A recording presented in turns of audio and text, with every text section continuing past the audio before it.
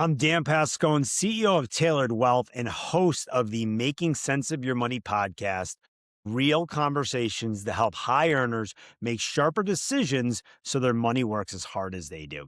This is episode number 48, and today I'm joined by Chip Pyfer, partner and financial advisor at Wealthspire Advisors, to unpack what it really takes to climb a serious mountain, the preparation, the discipline, and managing fear, and how those same skills apply to financial planning and wealth management so you can pursue the life that you actually want. Before we dive in, make sure that you're subscribed on your favorite platform. And if you enjoy the episode and the podcast, I'd really appreciate if you leave a quick review. Thanks so much and enjoy. Brought to you by Tailored Wealth, helping business leaders live their version of a rich life. Welcome to another edition of the Making Sense of Your Money podcast, where we cut through the financial noise and help business leaders to make smart, confident money decisions.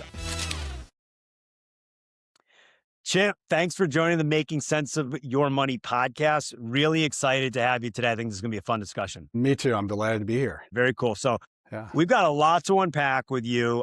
There's a lot of stuff I want to talk about related to your history, some of your personal and professional accomplishments, and how you kind of interweave the two in your business. But do me a favor, like we always do, just give our audience a quick high-level overview of who you are, your background, and what you do today. All right. Okay. So I'm Chip Pyfer. I live in the San Francisco Bay Area in Marin County. My main office is in San Rafael, California, and I have an office in San Francisco. I'm a financial planner like you, Dan. I have a great group of colleagues that I work with. I have just a tremendous amount of passion for living life, and I'll share more about that as we go through this. And I share that journey with my wife, who has some similar experiences that are fun to share with you. But at the end of the day, professionally, I'm a financial planner helping people live their best lives. Love that. I love that. You and I share a lot in common with respect to this business and how we look at it and what we're looking to help our clients do. So I'm excited to unpack that. All right. So first off, before we get into some of the personal stuff, which I think is really, really fun, tell the audience, how'd you get into financial planning? What did your career track look like? And what ultimately made this field attractive to you? Yeah, I came into it not directly. I grew up in a home where my dad was a family doctor. We had no level of financial literacy in our home as a child. I was not mentored by my father in that context, but he was my hero. And so I thought I chose a path through law school and finished up law school in 1998. In that journey, I discovered I don't want to practice law. This isn't for me. But I didn't know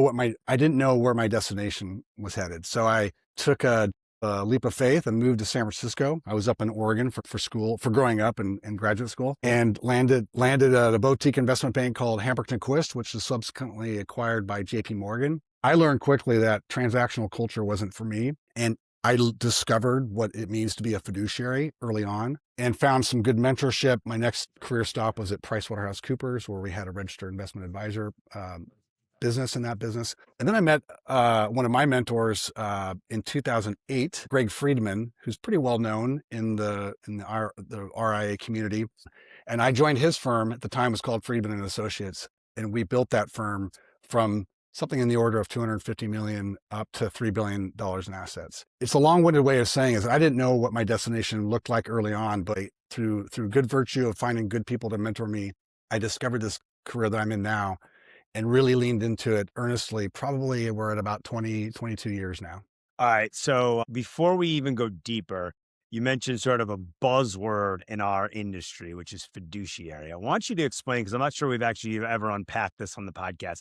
I want you to explain to the audience what it means to be a fiduciary and kind of how you think about those responsibilities relative to the work you do with your clients. Yeah, I think of it pretty simplistically. It's behaving in a manner that puts the client's interest first and foremost. We're a fee-based business. I suspect yours is similar. We have no conflicts of interest. It is advice-driven, financial planning-driven, and we're held to a legal standard, this fiduciary standard, that is literally, quote unquote, putting the client's interest first. And it becomes a cultural fabric that I've always shared at Pricewaterhouse, at joining Greg Friedman's team, and today with Wealthspire Fiduciary. working for our clients' best interests. Very cool. Very cool. Yeah. Yeah. So important. And sometimes I think it gets a little bit of a misnomer, or maybe it's thrown out a little bit too liberally. All right. So let's talk a little bit about you. You are one of the few financial planners I know. I think you're the only one I know, frankly, that has climbed Mount Everest. So let's talk a little bit about that. I know that that's a passion of yours. So I want to talk a little bit about the work that you've done on the mountain and maybe how that correlates to the work that you do in the office. Great. Okay. Well, where do you want me to start? How'd you get into it? How'd you get Okay. into this passion for mountaineering? And then I definitely want to talk a little bit about climbing Mount Everest and hear what that experience was like. Yeah, the origin story is I grew up in Oregon, skiing in the Cascades and recklessly climbing a lot of the Cascade Mountains, the lower elevation mountains like Mount Bachelor, the Three Sisters, Jefferson. These are well known amongst the Northwestern people. And I did it as a young person with friends. We skied a ton. I'm very comfortable in snow since the age of 5 or 4. And I just had that in my blood. And it was the first serious mountain climb I did was 1997. So I'm dating myself a bit here. With my then at the time, my girlfriend, who's my wife now, we did Mount Rainier. We hired a mountaineering company. And that was where I had my first experience of actually professional mountaineering, as opposed to really reckless, like, recreational without following any rules. And I caught the bug. And then the jump, I'm going to make a really quick jump here. That was a long time ago. When I approached age 40, I still dabbled in some mountaineering, but I, along with a group of friends who were also approaching their 40th birthday, said, let's do something big together that takes us away from our families, our little kids at that time, our jobs. Let's go do a mountain, get away for 4 or 5 days. And we first picked Mount Whitney in Southern California, which happens to be, for those who don't know, is the highest peak in the lower 48 states. It's just over 14,000 feet. And we didn't know what we were doing, really. We hired a good mountaineering organization and just had a blast. And to this day, those best buddies that I climbed with at the age of 40, and I'm 56 now, we continued to pick a mountain every year to go climb. And we've been on this journey where we did Whitney, Rainier again for me, Rainier a couple of times, Shasta, the Grand Teton in Wyoming. Then we stepped a little further out of our comfort zone. And the big one that a lot of listeners might be familiar with is Denali in Alaska. Yep. And that was the first step into international, or outside the lower 48 states, big mountains. That's the highest mountain in North America. It's one of the 7 summits, and I can describe what that is in a minute. And we had such a successful and positive and beautiful experience climbing that mountain together. And that's where international mountaineering, I really caught the bug. And that was in 2018. Very cool. Very cool. All right. So for someone like me who's never climbed a mountain like that, I've done some pretty intense stuff from a physical perspective, ran a marathon, but done a bunch of other stuff. What does it take to climb one of these mountains? Like, what is the experience like? How do you prepare for it? What's it like when you're up there? Like, dive into that a little bit more and help us understand the experience. Yeah, I think I'd break that down into both the two sides. One is the psychological, emotional, practical, and one is the physical. I too I've done several marathons. My wife and I share a passion for being in the outdoors and doing some pretty, by most standards, extreme outdoor endeavors. And so there's a level of physical fitness that is required. You can't walk into these mountains without being fit. I have once, and it doesn't pay off. It doesn't work out if you're not fit. On the psychological side, it's just having patience. Patience is a really important attribute for mountaineering. You have to be very oriented into working as a team. The sport's very dangerous, and you really rely on your partners. And practice. We're going to talk about Everest a little bit here today, but that didn't happen until 15 years or 20 years of other mountains that got me to a spot where I felt I had the competency, the experience, basically the credentials to go for that big of a mountain. So was Everest, has that been for a long time for you, sort of like a bucket list item that you wanted to check off, and you were sort of preparing by doing all of these others along the way? Or what ultimately prompted, I guess, if this is your passion? We got the Super Bowl coming up this weekend. Everest seems like the Super Bowl of mountain climbing. Yeah. Was it just a natural thing? I want to go do Everest, or what prompted you to get there? I'm sure it was with a similar group. Tell me a little bit about that. Yeah. The vulnerable, meaningful, real answer is it was not a bucket list as item for me for most of my life. I saw it so far away and like unimaginable. It didn't really come to my bucket list until 2018. And that was the year we climbed Denali. And Denali is a 20,000 foot, it's a massive mountain. It takes anywhere from 2 to 3 weeks to climb. It's serious business. And we did all the things you do to prepare for that type of mountain. I climbed it with 4 very good friends. And we just had a wonderful experience. And it just sort of like, it opened a door to other, hey, we can do this. And it built a lot of confidence, personal confidence. There's a lot more that we can unpack here, as you say, around what it takes then to do an international mountain, around time, money, preparation, Sure. support from the family. But that was a catalyst moment in 2018 for me to look beyond kind of the usual 14ers in the lower 48 United States. Okay, very cool. So you mentioned, I thought it was really interesting when you were talking about what it takes to do one of these climbs, right? Both from the physical and then sort of like the mental, psychological perspective. And I would imagine a lot of the stuff that makes that feasible and makes you prepared for that, you probably apply in your business and with clients. So talk a little 100%. bit about maybe, the way that those are sort of interwoven into your business and your life. Yeah. So in mountaineering, those people who do it, and those people who do it professionally, they often speak early on in their pursuit of climbing is understanding your why. Right. What is your why? What compels me to go do Rainier or Mount Right. Hood? And early on, years and years ago, if somebody asked me that question, I'd probably just say, I just want to get to the top and maybe ski down. Right. Or it was more ego driven. As I matured and experienced more dangerous situations, and as I evolved as a person, I discovered that my why was way more than that, way more than just because it's there or to get to the summit. It was about my why, if you're getting at that, if I can get at that, is sharing experiences with people I love, doing something that tests their and my limits, and in the process, learning from suffering. Learning there's a positive side of suffering. Suffering is very hard. You ran a marathon. You probably bonked at some point or hit the wall, right? That's a suffering moment. Everyone goes through it in extreme sports like that. And there is a degree of suffering that is hard to explain in high elevation mountaineering. And actually, I'd like to tell you a few stories from Everest a little bit later about the degree of suffering that I went through to survive. But for me, the why comes down to sharing experiences with people I love. Okay, I love that as your why, and you're crystal clear about that. How do you help clients in the financial planning and the wealth management process to figure out their why, and then use all the services that you and your firm provide to help them live that why? Right.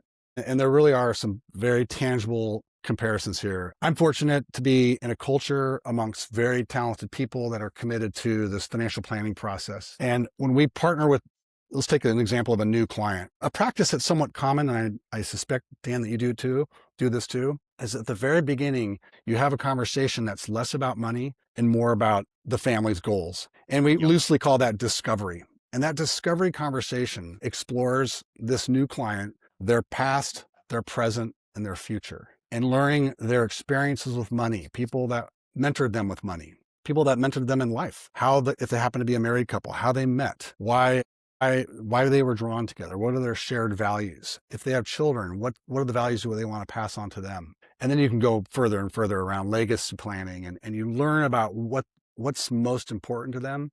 And that really gets ultimately to their why. And when I get into this subject about why, I really like to acknowledge that there's somebody who is influential to me who doesn't know me. His name's George Kinder. You probably know who George Kinder is. Very thoughtful financial planning and life planning leader in the 90s and 2000s. And he had the book, 7 Stages of Financial Maturity, I think. Yeah. And there's a script in there that I'm going to boil it down for like a little soundbite here, but there's 3 questions that I ask, my colleagues ask new clients early, and they're this simple, and they're usually caught a little off guard. And we ask for permission because we're going to go a little deep here with the client. We say, if you had all the money in the world and all the time, what would you do? And it's really amazing what they start to daydream about what they would do. And maybe they're philanthropic or they would buy a fancy jet or whatever. You learn a little bit about what their values are. What they don't know is the next question, which is, okay, with your current resources, financial and otherwise, but you have 5 years to live, what would you change? And then you just let them talk. and you really open up, give them space to like share. And if they happen to be spouses, they're going to look at each other and it really gets them going. And the next question, the third and final question, which they're really typically not prepared for is, all right, you have one day to live. What regrets do you have, if any? And in our conference rooms, and you see this, Dan, in your career, there's several tissue boxes. It's usually when people start to really open up, their heart opens up. You've earned a bit of trust with them. They become more vulnerable, and you hear like what's most meaningful for them. And that's where we get into this why. What is the purpose of money ultimately? I hope we can partner with our clients. We aspire to partner with them to help them harness the resources they have and their skills to go out without fear. I'd love to talk about fear and how it relates to climbing mountains and money, without fear, with clear visibility to go live their best life. Yeah. And so that you asked me about the comparison of the why. There's a very close correlation to that question, why. I do want to get to the fear point. I'm going to get to that next. One other question that I want to unpack here, Chip. So those are very, very good questions and deep questions. And you're going a lot deeper than just, what do you have in your portfolio? What's your tax situation? Yada, yada, yada, right? What do you find? How often are you finding that people know and are quick to answer those? Does it take a lot of thinking? Do you have to dive a level deeper? Because I imagine a bunch of those questions, folks probably haven't ever been asked before. So how do you sort of make sure that you get them comfortable, A, opening up, and B, if they're a little bit caught off guard, how do you make sure that you get them prepared to share the most relevant information that helps you and your team with your ultimate process? Let's first acknowledge that table stakes are the competency around financial planning. I'm going to speak on behalf of my colleagues. The majority of us have certified financial planning credentials or advanced degrees and different types of credentials. So there's a level of high competency with the technical planning. We're talking this next level in this context. The way we don't freak them out is that, and you do this in your business, if you meet a new person, you're probably not leading with that. You're probably not going to punch them in the face. We're going to go right at your heartstrings, because that could be a little unsettling. But you do explain to them how we operate and how we partner. And we're going to, next meeting, when we get to that discovery, we're going to start to peel that onion back. And ultimately, it won't surprise anybody, we ask for permission. And you can imagine we're on the West Coast, maybe it's a Marin County thing, but people are really willing to, they really have an appetite for connection. And they probably haven't, when they find us here, they probably found us because they're not getting it, right? They have an appetite for it or a need. They may not know it, but if we have a good connection, it's incredibly valuable for them. Very cool. Very cool. That's great stuff. All right. So this concept of fear, this is so pertinent. And I imagine what you love to do outside of work, I imagine there's got to be a level of fear if you're climbing Mount Everest, right? But fear, as we both know, has such an impact on how people manage and make decisions around their money. I want you to talk a little bit about your experience in both, how they may be related or unrelated in times, and the impact that you've seen fear have in your personal life, and then with the work that you've done with your clients. Yeah, fear is a real thing. So I'll just be open here and share with you that I grew up middle class in Eugene, Oregon. My dad was a family doctor, which is not the highly compensated doctor kind of career. And at age 10, I felt like everything was perfect. And then my parents got a divorce. Yep. And I went my journey and a bit of trauma in that experience, which is not unique. In this country, we have a high degree of parents getting divorced. My trauma was financial insecurity at about age 10, 11, 12, because of the division of assets and the stress that it caused. And my mother was a stay-at-home mom. So it was an environment where I was acutely aware of it. We are a little, there's a little insecurity here financially. And I carried that burden because I didn't have proper tools to understand it for years. And then, Dan, I doubled down when I went into law school and took a load of debt out because I was pursuing my why and came out of law school with this giant monkey on my back of debt. So I've had years of this financial fear of failure and all that has wired, it's neurological, it's wired in my brain. I've been on a mission, both personally and partnering with clients, to help myself and help people that I partner with to rewire the brain, to rewire conventional thinking, these money scripts that we have that are a product of our childhood. You have them, I have them, everybody I work with has them. We all have them. And ego can get in the way of acknowledging that. But if you permit yourself, give yourself permission and the grace to actually explore, why do I have that fear? So that's on the money side. inside of your question, on the climbing side, I'm not someone who doesn't lack fear, but I've been fortunate enough to go through a number of experiences with competent people, with competent leaders. Sure. These are people that are professional climbing guides, and practice and practice and practice, that I actually don't have a lot of fear. I'll give you an example that's extreme, and I might be jumping ahead here, so tell me to pause. But on Everest, Yep. once you get to base camp, what's known as the most dangerous part of the climb isn't the summit. It's the section between base camp and Camp 1. It's called the Khumbu Icefall. Okay. And it's a flowing glacier that moves a certain number of feet a day. And they are massive ice blocks that are 40 to 100 feet tall. They're cracking and moving. And you have to navigate over about 6 to 8 hours to get through that to Camp 1. Okay. That is the most intense climbing experience I've personally experienced. And on the Everest climb, you have to do it more than once, because you have to acclimatize and you get your body used to the high elevations. And so you don't just do it once, you do it at least twice, often 3 times going up, and then you have to go down. So you have to go through it. So up to 6 to 8 times. That is an intense experience where, I will be honest, everyone's a little bit spooked by that one. It's a pretty thrilling, exhilarating, and terrifying experience. That's really, really cool, actually, just to hear about that and have you share that. And I'm struck by what you said around, what you gain from taking on these moments of fear, taking on these fear-inducing experiences, but doing it with highly trained, highly competent professionals. Because I think there's a lot of analogies here that apply to business and life, frankly, that can really help you to become just a better individual, a stronger individual if you take on these types of experiences, but you can mitigate it to some degree with these professionals. And frankly, now as I'm talking, I'm hearing all these analogies in our business, right? Absolutely. So talk a little bit about that, because I thought that was really interesting, how you framed that. Yeah. So this is pretty easy for me. So I have great clients. I work with some really tremendous people, and most of them can do what we do probably on their own because they have a high aptitude, high skill level, but they want to live their best lives and they don't want to do what we do. So they don't see me as just the person that gives them advice. They see me as a thought partner, someone to partner with to navigate the complexities of the financial world as a partner, right? Similarly, in mountain climbing, I have a lot of experience. I have a pretty high degree of competency and confidence. But what I've learned is that to mitigate risk, I always hire or partner with the climbing guide, the true professional. And there's a whole other layer here about Sherpas on Mount Everest, that the Sherpa doesn't get the appropriate recognition, but the Sherpas they make it possible to climb Mount Everest. And if you're interested, I can share more about that. But partnering with someone who's an expert in the field is going to increase the likelihood that I'm going to come back a lot, for one, summit, and number 2, come back healthy. So do you envision, you mentioned the Sherpa, which is clearly such a critical role. Do you envision yourself and see yourself as sort of like the financial Sherpa to your clients? Is that a fair analogy? It's a fair analogy. I don't want to be disrespectful to the Sherpa community because it's such an incredible bunch of humans. But yes, you could draw an analogy there.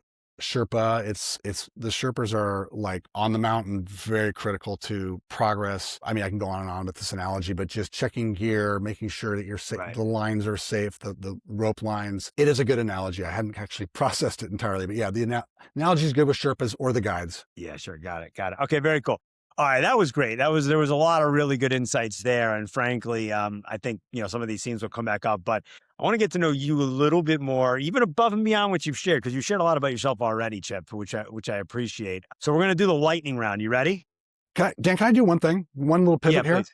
Yeah, just please. Because I feel I must share this. Please. I got to Camp 4 on Everest. Okay. And I came down with something called high altitude pulmonary edema, and it was progressing through the climb. And I want to be clear, because I don't know if you heard this, Dan, but I actually didn't summit Everest. I got through Camp 4, which is the death zone at 26,000 feet. I was with a team of 10 climbers, as well as our Sherpa and professional climbers. And out of the 10, 3 of us didn't summit because of this high altitude pulmonary edema problem. And so this is beyond today's discussion, but I had to make a decision alone that I had to turn back for my own safety. And might be surprising to hear, or it might be surprising to hear what I'm going to say next, which was the decision was not difficult at all. You know, I had spent 6 weeks getting up to that point.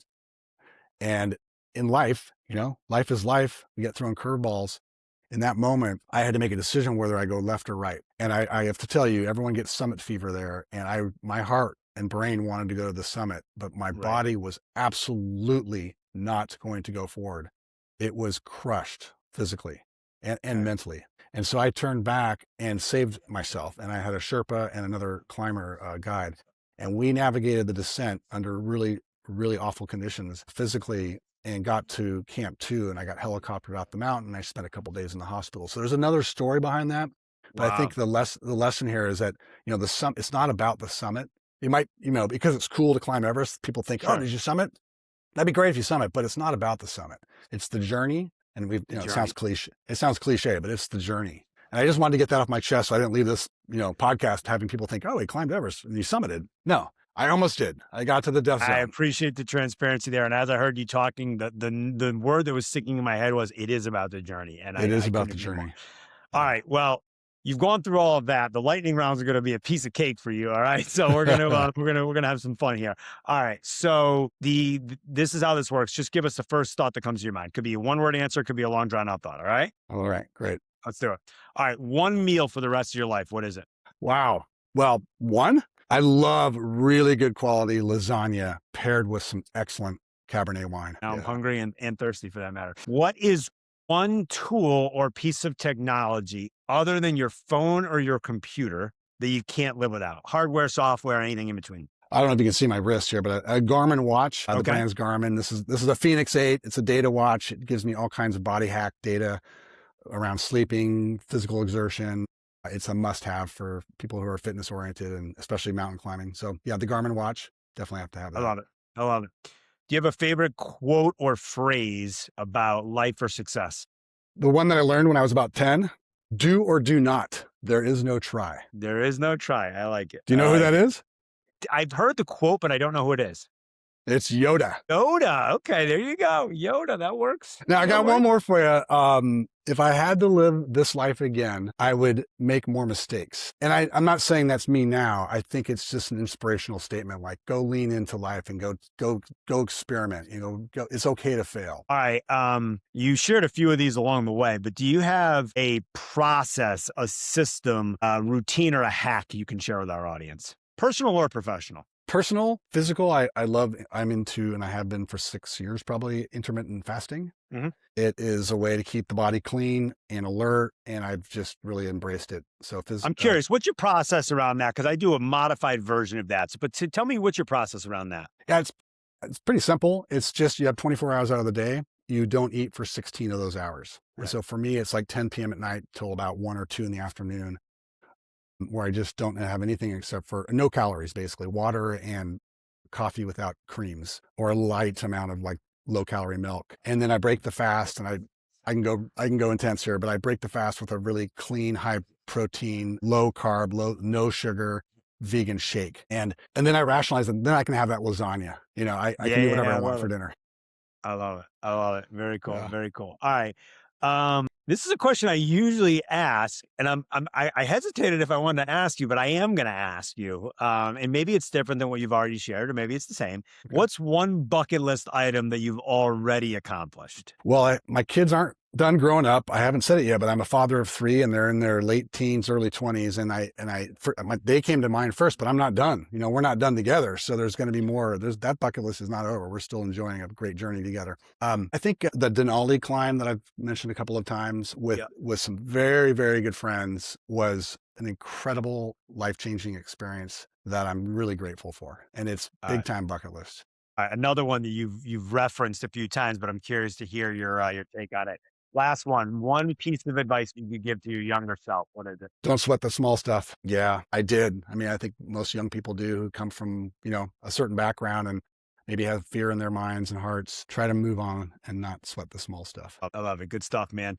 All right, Chip, thanks so much for joining us. That was a lot of fun. I learned a lot. I'm sure our audience is going to learn a lot from this. Really, really cool life and business experiences. Thanks for opening up and thanks for coming on today, man. I loved it. And congratulations to you on your podcast. I think are you a year into it? Yeah, we're about a year into it. This is episode number 48. So yeah, we're about on, we started actually in February of last year. So I think we're coming up on our 1 year anniversary. We're doing about one a week for a while now. So yeah, thanks for joining. And my last question to you is, if our listeners want to connect with you, learn about you, collaborate, potentially work with you, how do they find you, Chip? Pretty simply, you can Google or use your large language model for Chip Pyfer or Wealthspire. And I'm here, feels like all the time, but I'm always present. Thanks again. Appreciate having you on.